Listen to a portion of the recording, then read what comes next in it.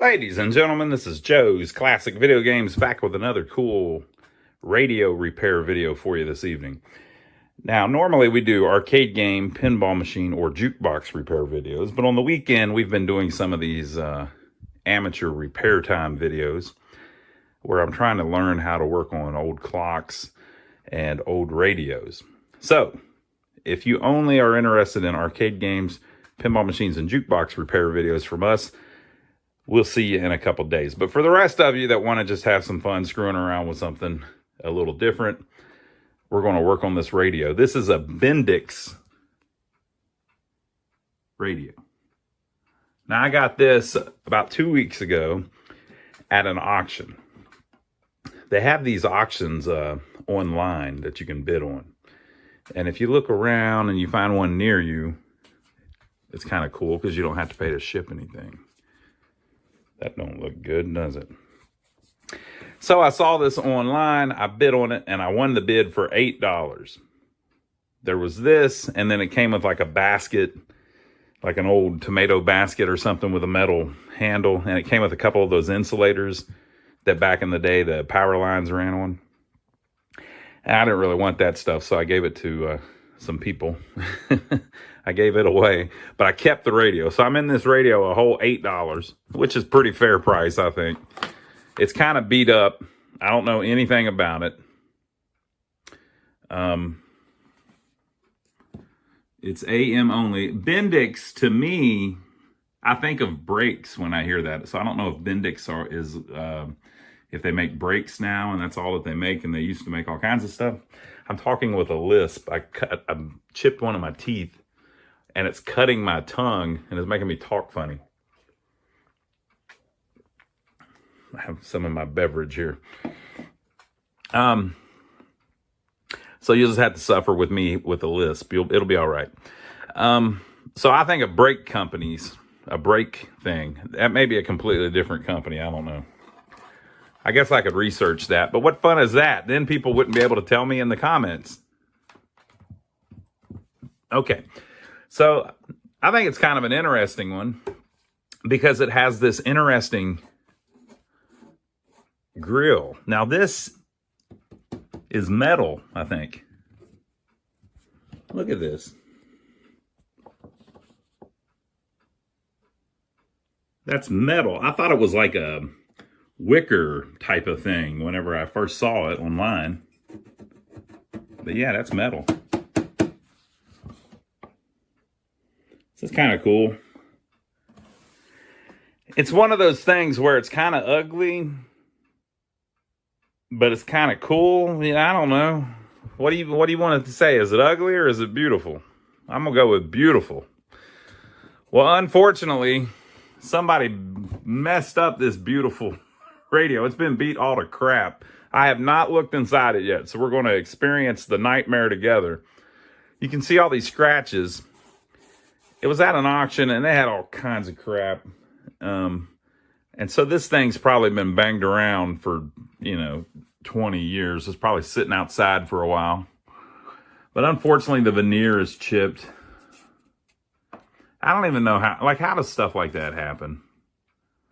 Like, that had to have been dropped to do that, right? There's no way that would have just happened sitting somewhere. I mean, I got a bunch of them that are old. Look at that thing. It's really old. It doesn't have the veneer peeling off.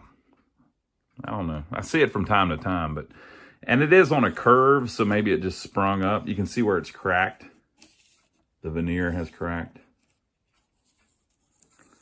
So that's kind of beyond my resources to fix. I could probably fix it if I learned all about how to fix cracked veneer.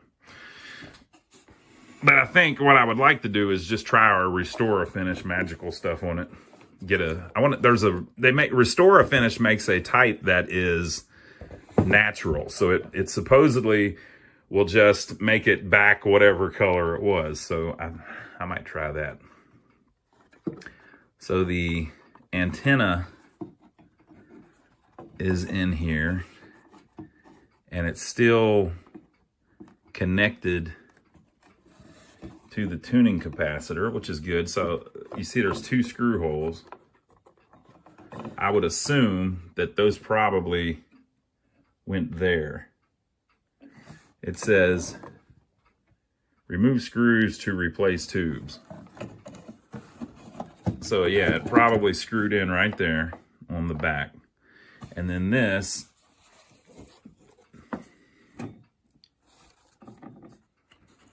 perhaps,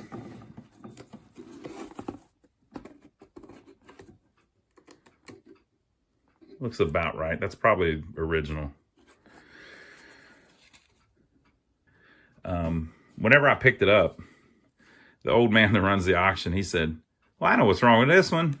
There you go. And he's just laughing because he knew that it would be more. And I said, yeah, that probably did it. And then he said, he got real serious and he said, you think you can fix that? And I said, I think so.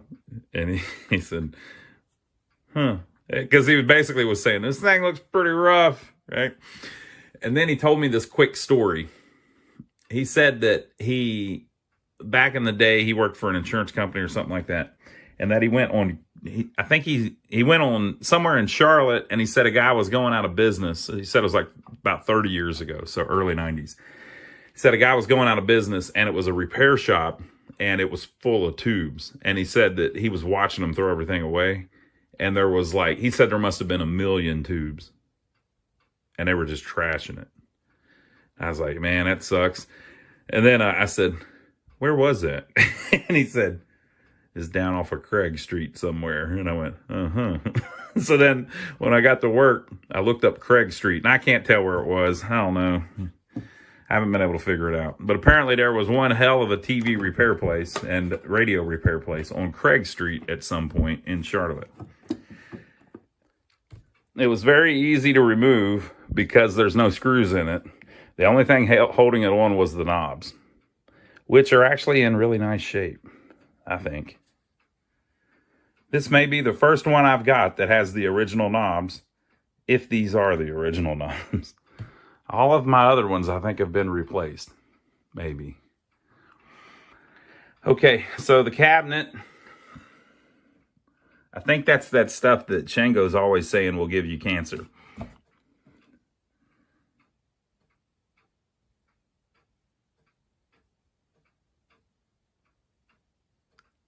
Yeah, I know the clock's out of beat. It's always something. All right, so I would like to mount that back, but I probably have to take it off again if I do. I'm just going to be very careful with it and try not to break it. That would be bad. It may already be broke. Okay, so let me get this out of the way and then we'll look underneath this thing. Okay, so if we're looking at the front, the speaker kind of looks to be in really nice shape. Let's see if the... I think I turned that a minute ago, taking the knob off.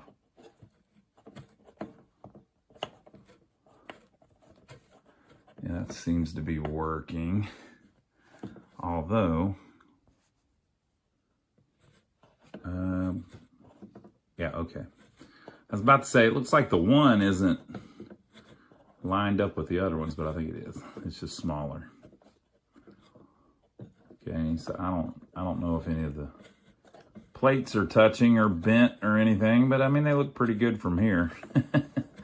But what do I know? This is amateur repair time. Okay, and so then we've got IF transformer. We have a 35Y4. We have a paper cap. It's a 60, a 40, and a 20, all at 150 working volts. So this is suspect numero uno here. We have a 14B6. I have never heard of that one. We have a 14A7. Most of the ones that I've done, I've only done a couple, have 12s in them.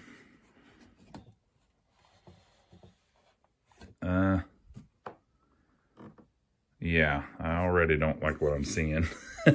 We're gonna have to get a schematic for this for show.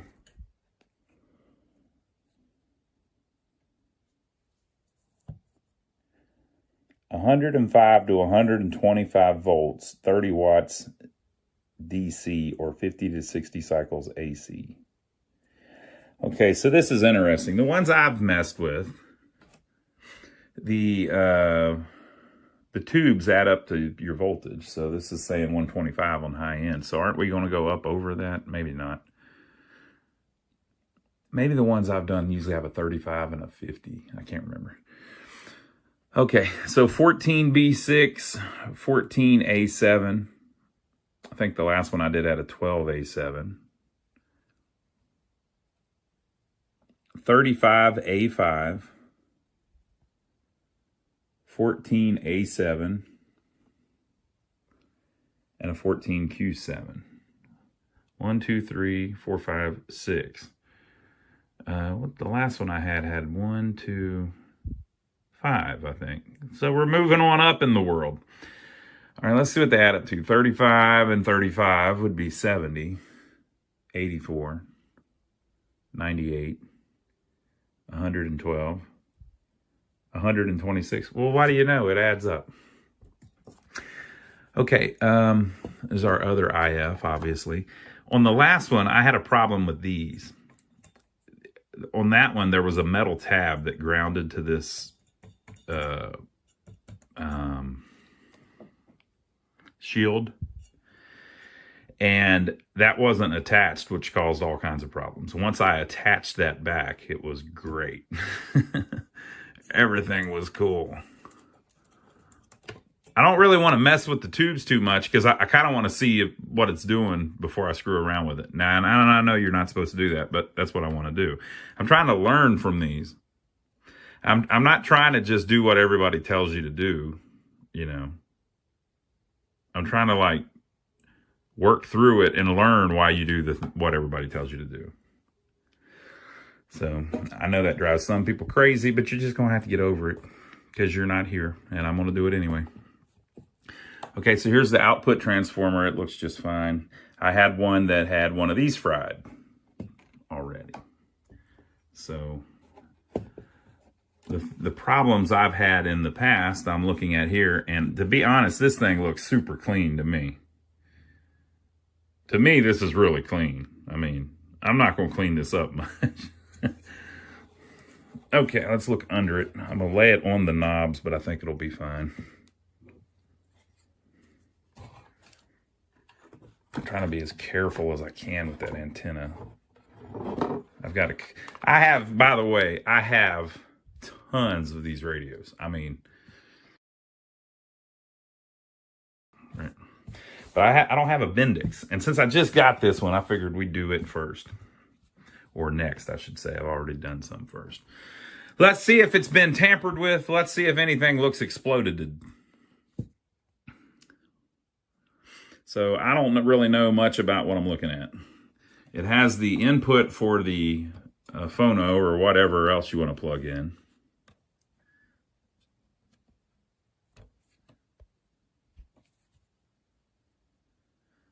Look how that has like a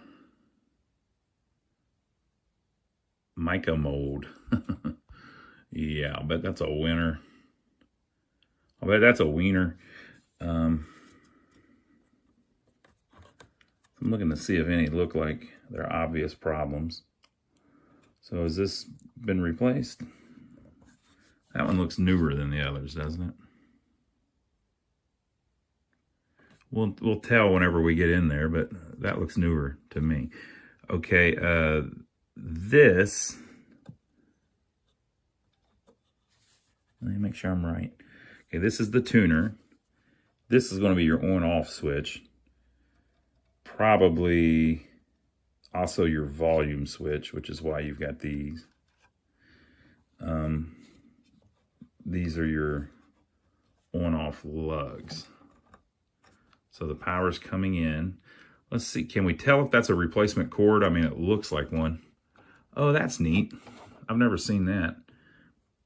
The cord runs through this strain relief separate, and they just tie a knot on both sides. I haven't seen that particular design. Now, I do work on a lot of arcade games and pinball machines, so I know a little bit of electrical stuff, but this radio stuff is new to me. So I think this has been replaced just because it's white, to be honest with you. I haven't seen a white cord on like something that old. This is going, look, we got a freaking spring there. I have no clue what that would be for. This is going, it looks like, look how they have outside foil actually marked on it. It looks like this is the across the line cap, I think. Let's see, where does our other...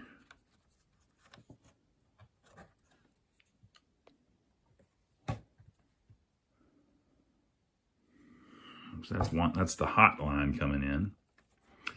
And here's our other one.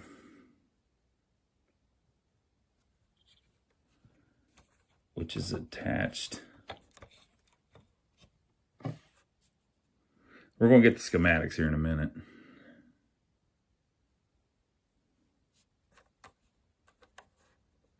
That is not the across the line cap, I don't believe.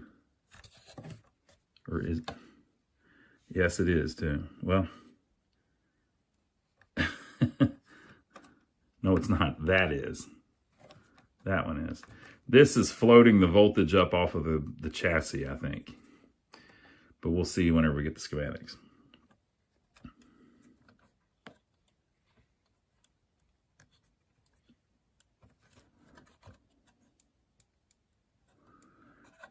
Yeah, all this looks original to me, with the exception of maybe that one. Maybe, but it might be original too.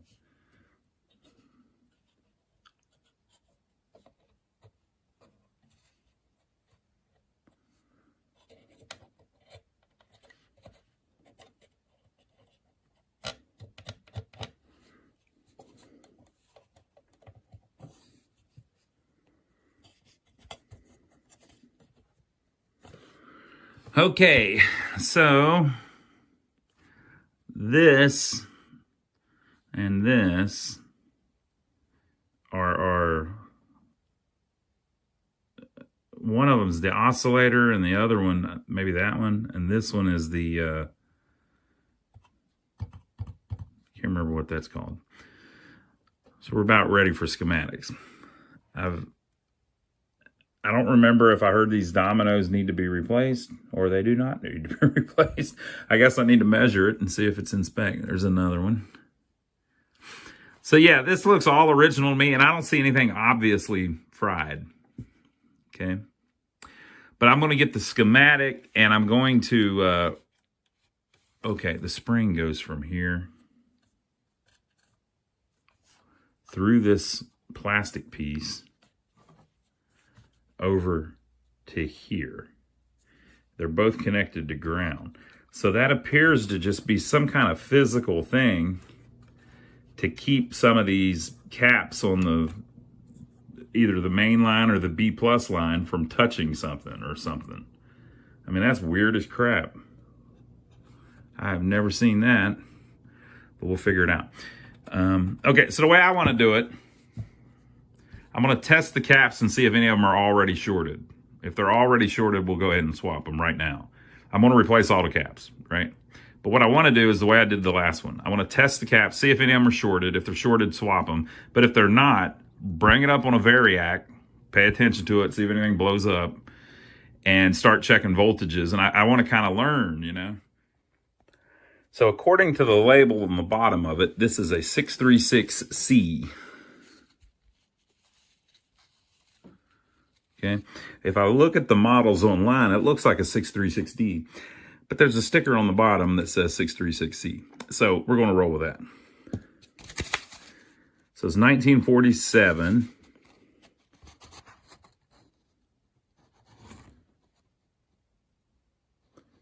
Zero signal input. This is, you know, is how it's all drawn here. Okay, so these numbers on the socket, it's going to tell you the voltage over the resistance. Resistance to the common bus, plus or minus 10%, or voltage to the common bus, plus or minus 10%.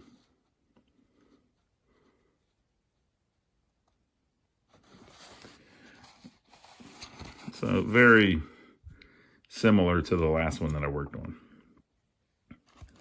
So your AC coming in, of course, all the filaments are in the string.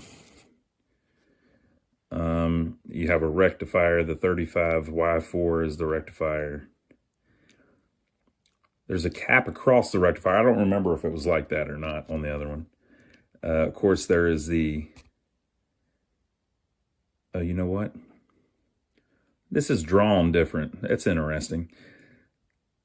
So it's, yeah, there was a cap across the rectifier on the other one. What I'm seeing different is the way they drew the other one was the voltage passed through here first, but they're drawing it right here.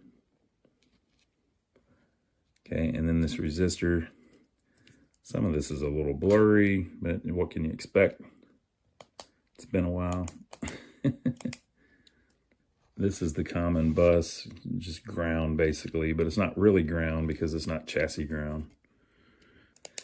So the first thing I want to check out is figure out what my B plus is supposed to be, or what I call the B plus. I don't know if that's correct or not.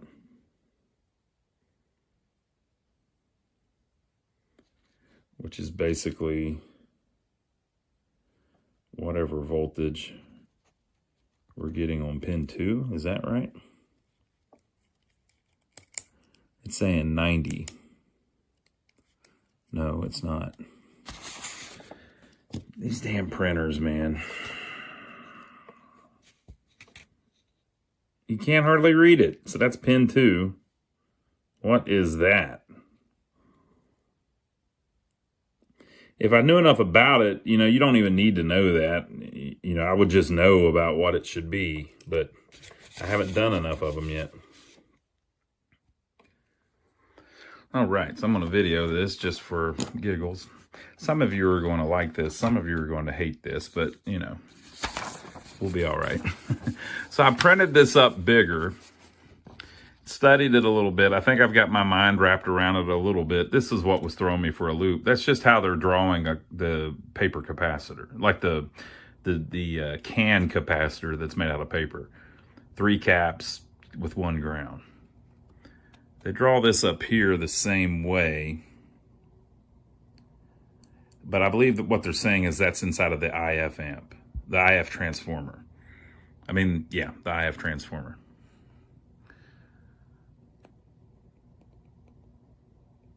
I believe. Okay. But anyway, I kind of understand what's going on a little bit. So here's what we're going to do. This is the part you're not going to like. So what I did was, there's different ways you can you can test these. You can use a dim bulb tester. I don't have one. I haven't made one because I don't think I'm going to use a dim bulb tester. What I want to use is a variac and a ammeter. But I don't have an ammeter.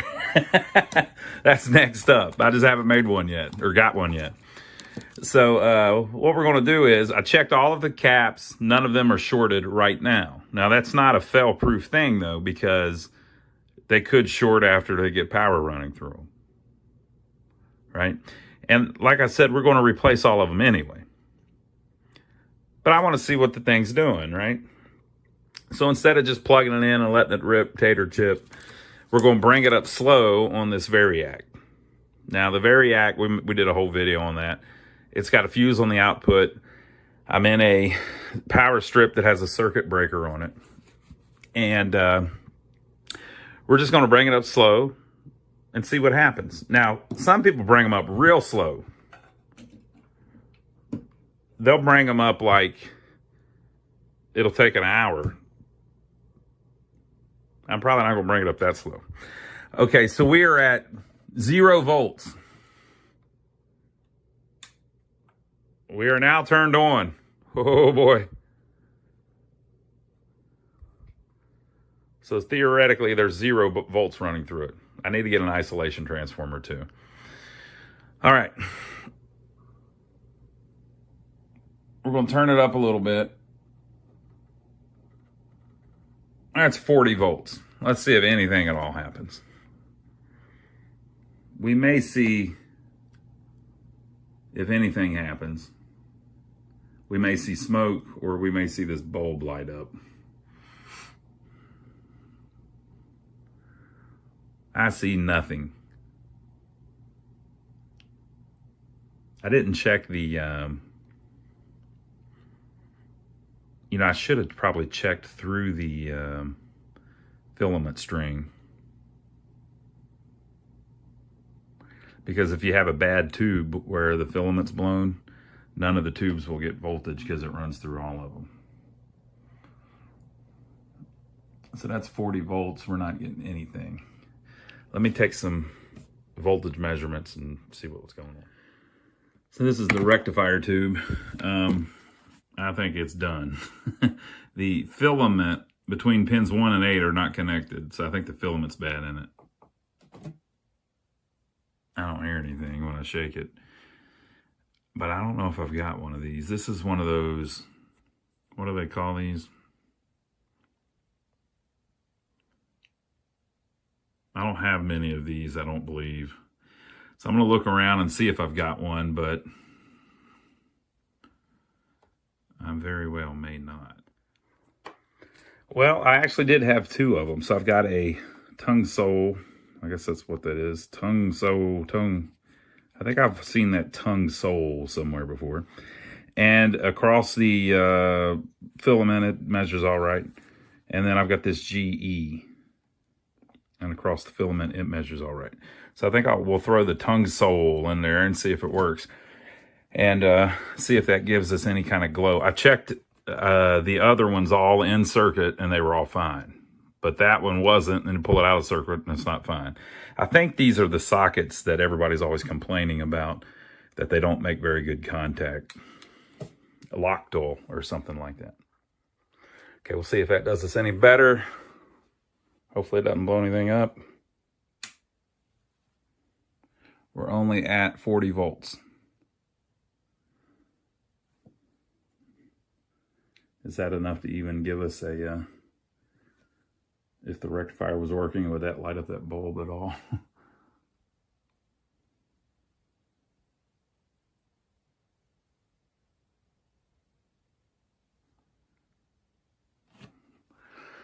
Looking for smoke. If I had an ammeter, that would work a lot better.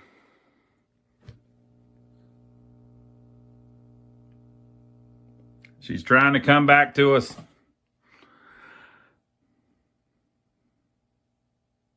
Okay, so 40 volts. I mean, I'm surprised it's doing anything. We're at least getting some kind of hum, though. Okay, so I'm going to turn it up to 70 volts.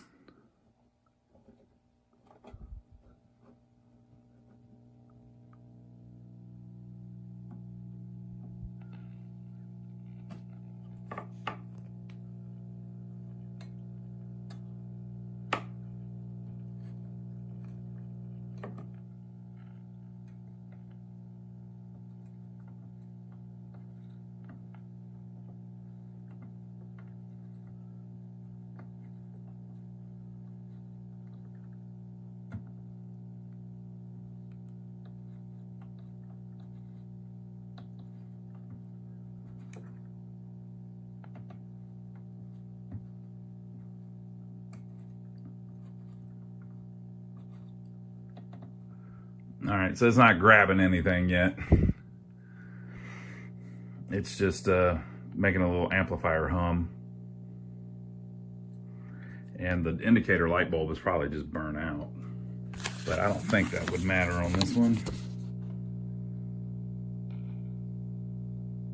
Don't believe it would. All right, we'll go a little higher. Okay, we're at 90 volts now.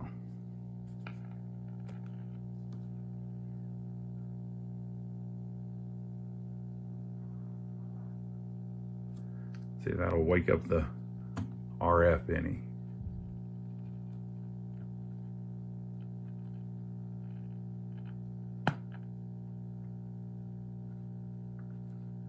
We may just be on, We may be on phono. I don't know.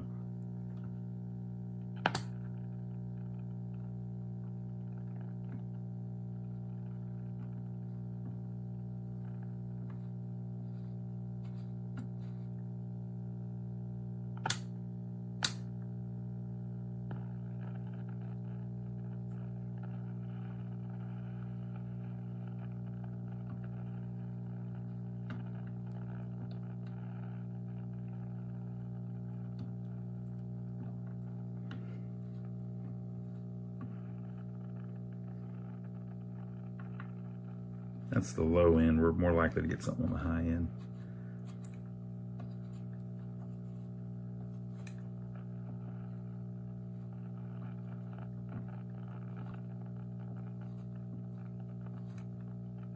Let's see if on the cabinet it says which direction is phono.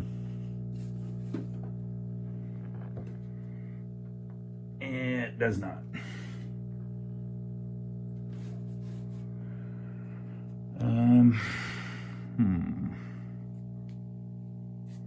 And the knob doesn't say anything. I guess we could figure it out with the schematics, but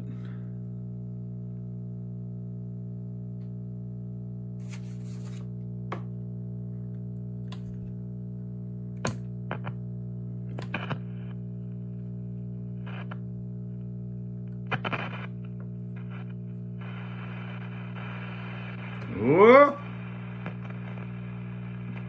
Are we catching that out of the air, or is that just nonsense?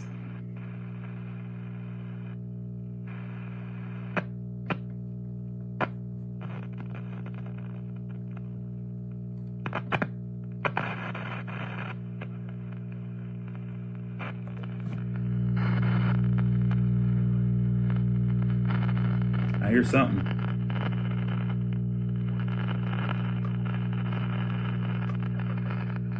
I think there might be life out there.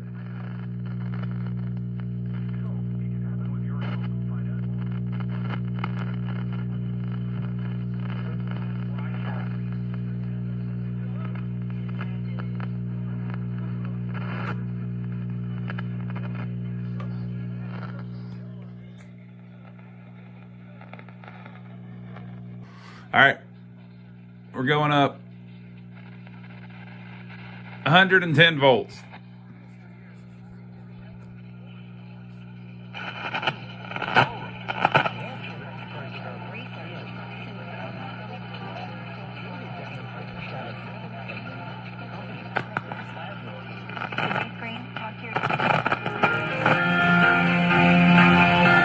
do this not because it's our job, but because this is about our veterans' lives. This is our mission. More than 300,000 of us working as one, together with families and loved ones. So when the old man said he knew what was wrong with it, the cord was cut off. Yeah, he is basically right. Well, I don't know. The rectifier tube was bad.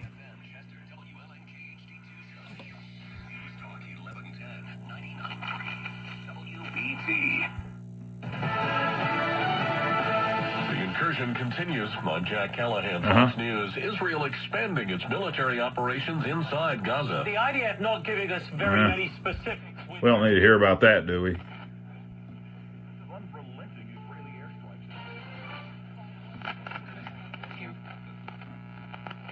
I'm gonna go back down to the country channel.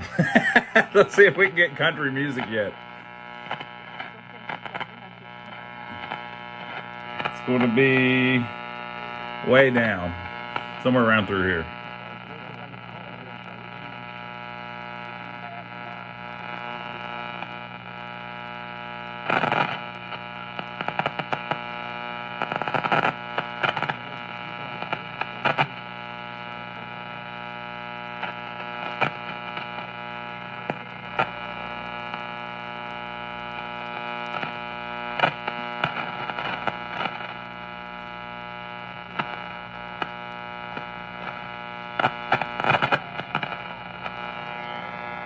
It's not sensitive enough yet because all the bad caps, old caps. Leaky, leaky, leaky. Okay, so I'm going to check the B plus voltage and just see what it's telling me. Remember, we haven't done anything to it. All we did was swap the rectifier tube. So I'm going to check the B plus on the rectifier tube there and see what it's at. And I'm going to check the voltage at the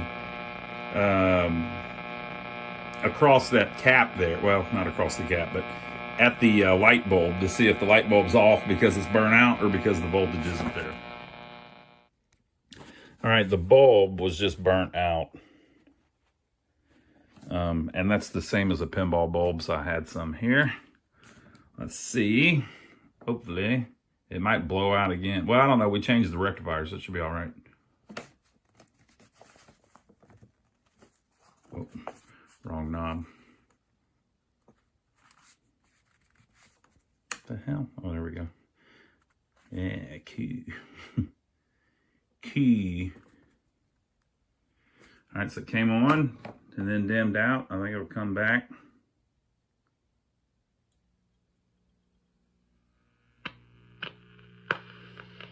It's alive. All right, so yeah, I think it had a bad rectifier tube. Now, is the crackling silver mica disease? Guess we'll find out.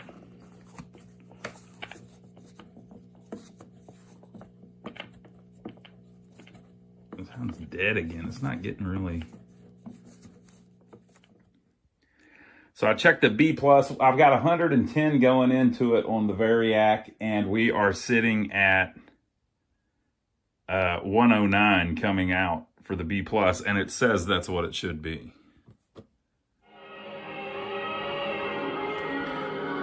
All right, folks, the cap kit has been a success, apparently. I'm going to check the B plus voltage just to make sure I didn't screw anything up. Unworthy am I of the grace that He It sounds all right.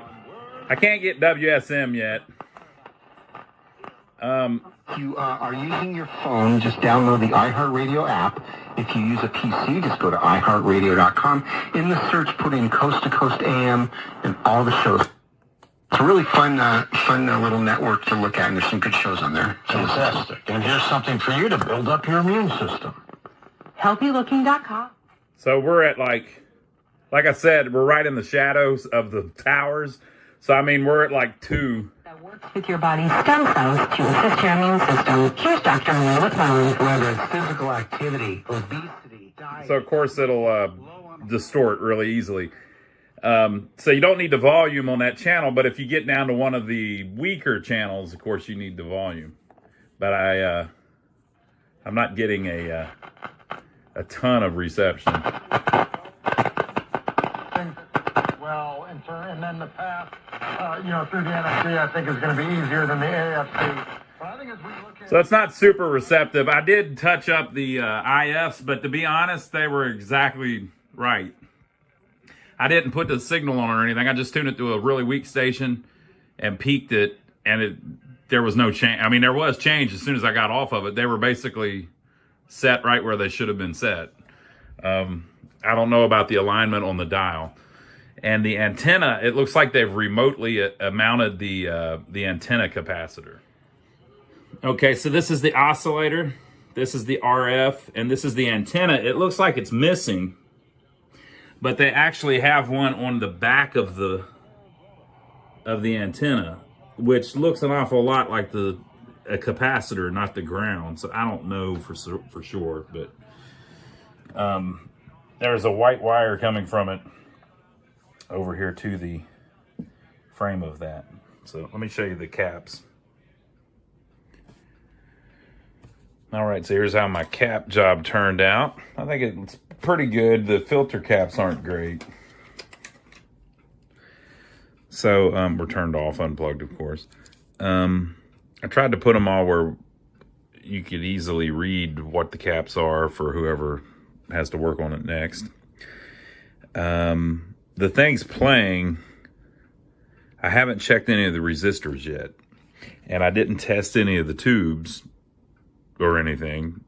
The thing's working, you know, so I don't know. So swap the caps where they went. These schematics are not for this radio. There was a bunch of stuff that's different. Now, it's clearly labeled on the bottom of the radio that this is a 636C. However, these schematics do not line up. So there is another set of schematics floating around the internet that has completely different values for some of this stuff. So I guess that's just how it goes with old radios.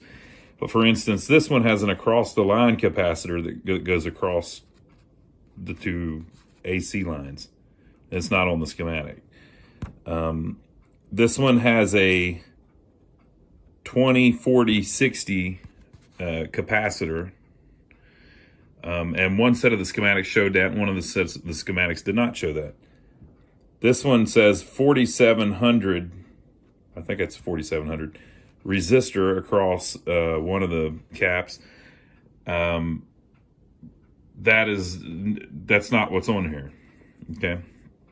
And on the other schematic, it shows a different value for that, and it matches that value. But on that schematic, a bunch of stuff's different. A couple of the caps I went through it really slow. A couple of the caps were not where they are on the schematic.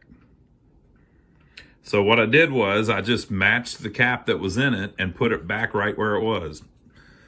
You know. So there's two here. Here's one.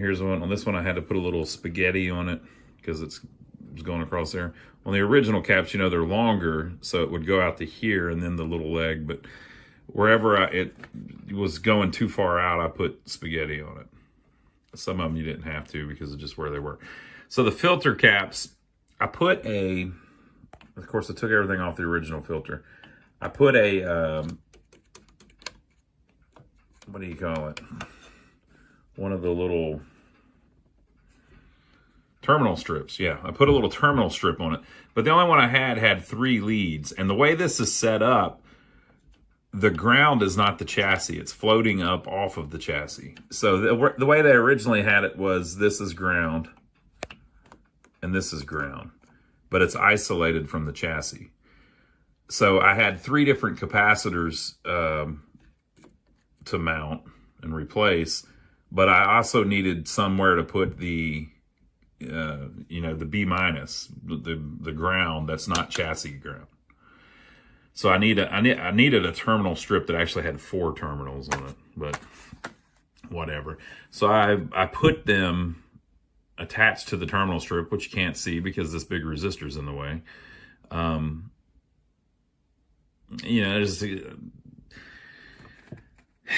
There's different ways you can do all this. This kind of is a little bit of a mess. It's covering up this socket a little bit, which I don't really like either.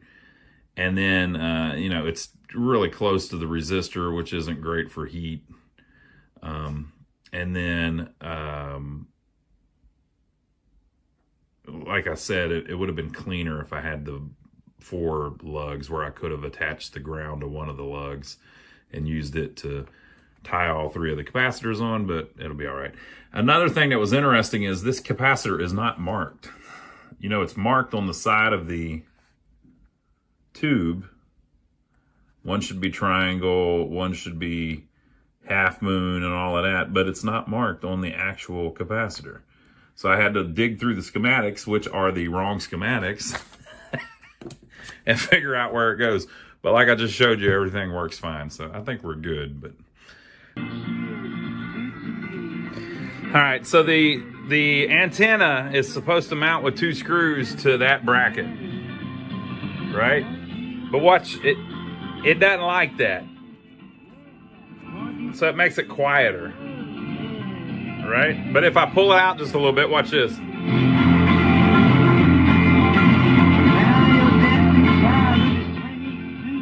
So I'm losing like all my volume if I mount that up where it's supposed to go. All right, so if you look at the little label underneath the radio, it shows the antenna on the back with little spacers on it. And it appears if you get an antenna coil like that too close to the chassis, it really screws up the reception. So it's supposed to be actually mounted, spaced back a little bit, but for whatever reason, whenever they took that antenna off, they lost the screws and the spacers. I wish they would have just put them back, because I don't really know what the spacers look like. I've looked at a bunch of pictures online, but can't find one that shows that clearly. So I'm gonna have to try to put some kind of little plastic spacers on it to hold it back half an inch or so, or an inch from the back of the chassis, so that I get enough volume. Well, it gets pretty good. It'll pick up a bunch of channels. Songs that built country music on the station that played them first. It's WSM Classics. Maybe we're getting that out of Nashville. That's pretty good, but there's no volume on a weak signal. That's all the way up.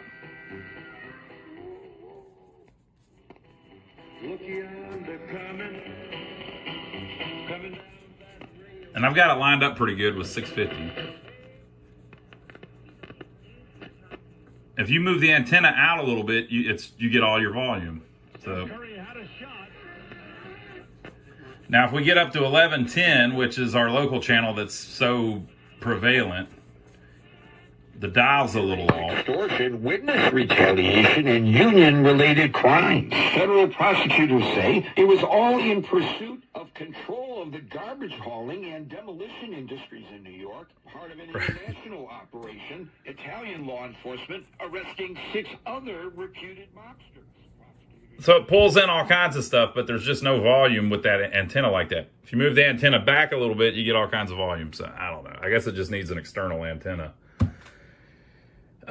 Okay, so the next thing I'm going to do, this cabinet is destroyed. Look at this. It's got scratches and stuff all over it. Really, most people wouldn't even save this. Look, the veneer's all screwed up. So just to attempt to see if I can make it look a little better, I'm going to use this Restore Finish. Now, I did this previously with a darker version on that clock up there, and it basically made it look brand new again. I don't know, right? It's got a little bit of stain in it. I think that's why it works so well. But this crap basically works just like that picture shows. So we're going to do walnut, which was the closest thing I could find to this stain. I think this probably was walnut back in the day. And I'm going to just see if I can clean it up a little bit. I don't have the ability to fix this veneer. I've never done that. I've got a bunch of jukeboxes that I'm going to try to fix the veneer on. So maybe whenever I get better at that, I'll come back and fix it. But, you know, this thing's not really super valuable. I guess I should have it on a channel to prove that it's actually working right now. So I'm going to see if I can clean it up a little bit. And there are channels all through there. So they've cleaned up.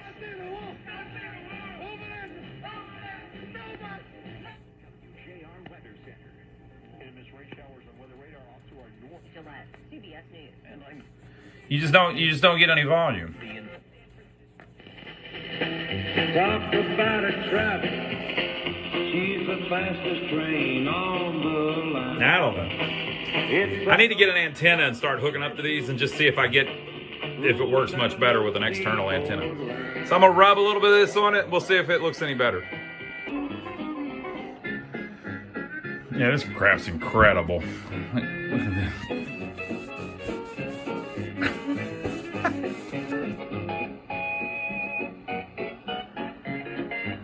I mean, obviously it can't replace missing wood, but the rest of it's going to look pretty good. Good Lord.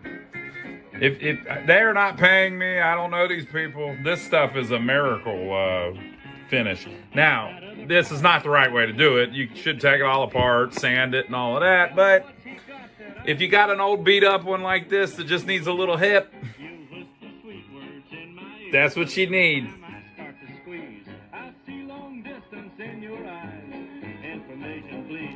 Now we'll hear from our class valedictorian, who with our hard work never ceases to amaze us. Please welcome Marta Moreno. I don't know, folks. I think that stuff's pretty amazing. It may just be stain, though. I don't know. Maybe you can do the same thing if you just rub a little stain on it. But it basically gets rid of most of those scratches, and those were heavy scratches, you know. and you don't get any residue on you, and it's, I mean, I guess you do, because I just saw it go get more on there. I don't know. The stuff works really good. I did that one, but that was a really dark one. That's the dark walnut, and it looks exactly like it looked a couple months ago whenever I did it. So I don't know. I mean, I think this certainly looks a lot better than it did. So I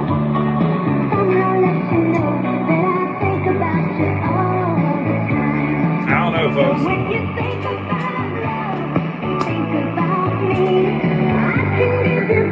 So I unmounted the antenna and it gets much louder. So I don't understand why that is, but we'll figure that out some other time. Also, I don't know why the light only lights up that one little spot. Maybe there's some kind of piece missing that was a deflector or something. I don't know, or maybe it just does that. But it's not really all that useful. You can barely see the indicator.